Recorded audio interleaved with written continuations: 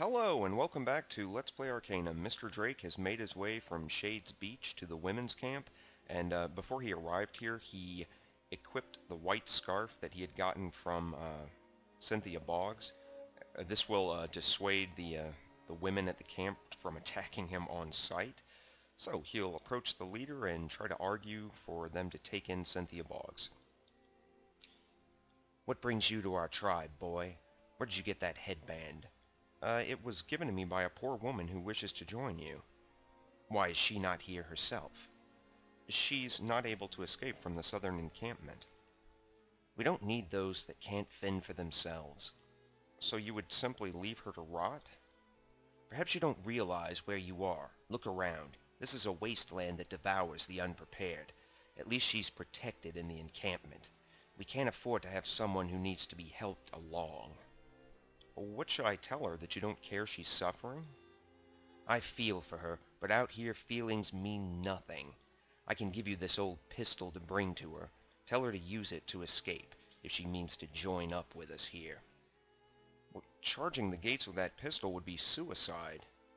Better to die fighting than to live a torturous life. Well, I don't think she'll be relieved to hear that. Such is life. Is there anything else? I suppose not. Good day. So this woman named Loria, the leader of the outlaw band of women, has given Mr. Drake an old revolver that he's supposed to give to poor Miss Boggs so that she can fight her way out of the encampment. So Mr. Drake is going to return to the prison compound. So be back in a second.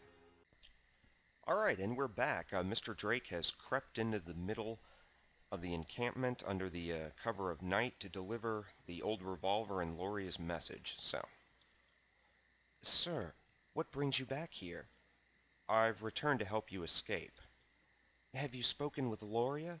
Are they not going to come rescue me themselves? They want nothing to do with those who cannot help themselves. I suppose they're right.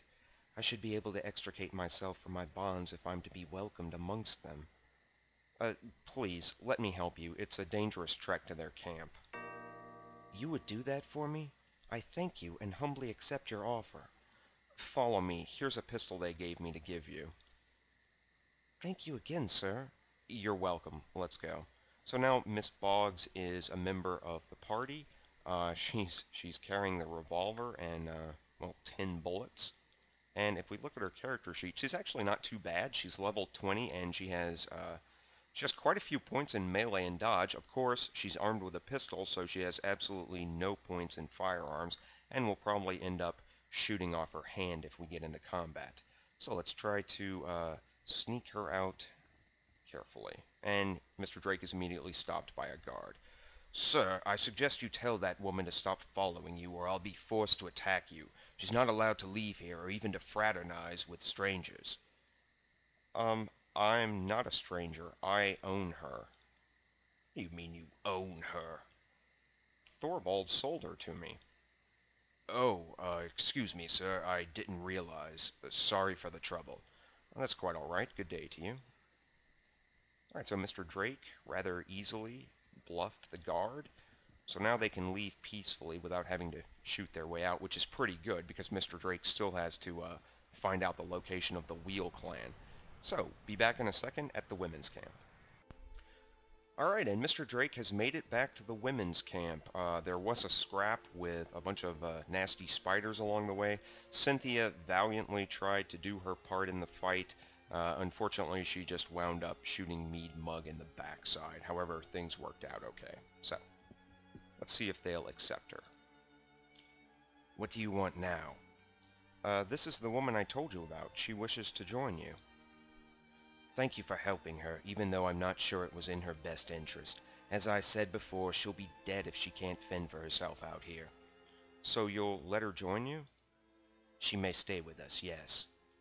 Thanks. Let me know if I can ever be of help. Thank you for bringing me here. I'll never forget your help. You're welcome, Cynthia. Good luck to you. Alright, and with that, she leaves the party and takes her place amongst the outcasts. Alright, so we'll return back to the prison compound to hand in some of these side quests. Be right back again. Alright, and Mr. Drake has made it back to the prison compound. So, How are you? hello Norian, have you a moment? Sure, what do you need? I delivered the moonshine, here's the note. Hey, you made it. I'm glad to see it. I appreciate your help, friend. Here's your jug of moonshine, and good luck to you. Farewell. So, Norian has given Mr. Drake his own jug of potato moonshine, which, and your character can actually use it. Not surprisingly, it will get your character drunk. Alright, so let's head up here and see if the, head up to the workshop and see if the, Jones the Collector wants any of this crap that Mr. Drake found on the Shades Beach. Hello, how are you today? Greetings, Jones. Could I have a moment of your time, please? Of course, of course. What can old Jones do for you? I found some objects on Shades Beach. Well, let's see what you've got. I found this set of ancient gears. Would you care to trade for it? That looks like a good trade. Done. I'll take it, and you can have the weapon. It's been a pleasure working with you. And with you as well, Jones. Good day to you. Alright, so Jones has given, in trade to Mr. Drake, this ancient gun chassis. And this is actually one of the two components used to make the gun that this schematic is for. The one that, instead of firing bullets, is powered by fuel and vomits forth these huge green discharges. Anyway, so now Mr. Drake, with all of his side quests completed, can set about trying to find out the location of the Black Mountain Clan. And in order to get into the main building where the self-appointed leader of the colony is, he's been told that he has to speak to this half-ogre guard, so... I'm at your service, sir. I was told to speak to Ogden. I'm Ogden. What is it you wish to speak to me about? Do you know where I could find the Black Mountain Clan? That's a dwarven clan, is it not? Yes, it is. Oh, you'll not find them here, good sir. Your time would be better spent searching the mountains of the mainland. They're not there. I was told I could find them here. I've no knowledge of any dwarves on this island other than Thorvald. And what can you tell me of Thorvald? Thorvald? He's been here for a very long time, longer than any of us. He may be able to supply you with the answers you seek. And where could I find him? Thorvald resides behind these doors. Only a select few are allowed an audience. It's my charge to filter out those undeserving of the honor. Well, he may be able to help me. Please, I must speak with him. And I have a very specific rule I'm pledged to follow. No one enters without first proving themselves on the field of battle, so to speak. The field of battle? The field of battle in this instance would be the pit. Barbaric, but effective in detouring the undesirable elements. The pit? The island is sorely lacking in any type of entertainment, so the men invented their own barbaric form. Pit fighting. Well, it sounds as if you don't necessarily approve of the pit fights. I don't mind them. They make my job easier. They're just not my particular brand of entertainment. I'd rather pass the time with a good book. No offense to you, but you seem very articulate for an ogre. No offense perceived, sir. In actuality, I am but a half-ogre. Never having had contact with either of my parents, I don't have any information as to the specific nature of my lineage. You never knew your parents? No. I've a vague recollection of the orphanage, though, but something about the memory seems a bit peculiar. What seems peculiar about it? It's a most strange thing. As I remember it, all the other children were half-ogres like myself. And what's wrong with that? It's a very rare thing that a human and an ogre would mate, and most of the time these couplings are the result of force. If there were significant numbers of rapes being committed by ogres, I believe the newspapers would have been overflowing with calls to eradicate ogres. Yeah, you know, I've noticed that many city gnomes use half-ogre servants. Now that you mention it, it does seem a bit strange. Even I spent some time myself as a servant to a gnome of rather high standing. Did you work for gnomes your whole life before coming here? No. From a very early age I remember working in a printer's shop, from the early morning hours to well into the evening. I would then retire to the storage room where I was allowed to rest for a few hours. The next day I would be up before daybreak to start over again. Well, that sounds truly distressing. How long did you work there for? I've no way to gauge how long I spent in that miserable shop. Eventually I was rescued by a well-to-do gnome who made a big show about paying the printmaster a sum of money for the inconvenience. I now recognize this as the accepted way to buy and sell individuals. I worked for Mr. Chaplin until I was sent here. Why were you sent here? Mr. Chaplin did not wish to have a savage serving his guests, so he hired a tutor for me. Miriam was her name.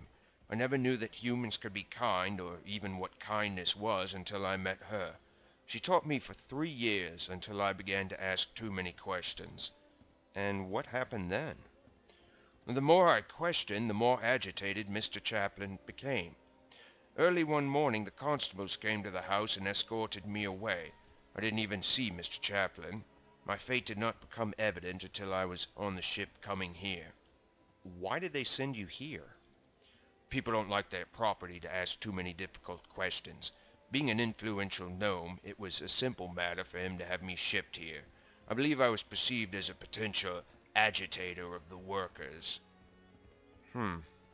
So this pit is the only way to gain an audience with Thorvald, is it? I'm afraid it is.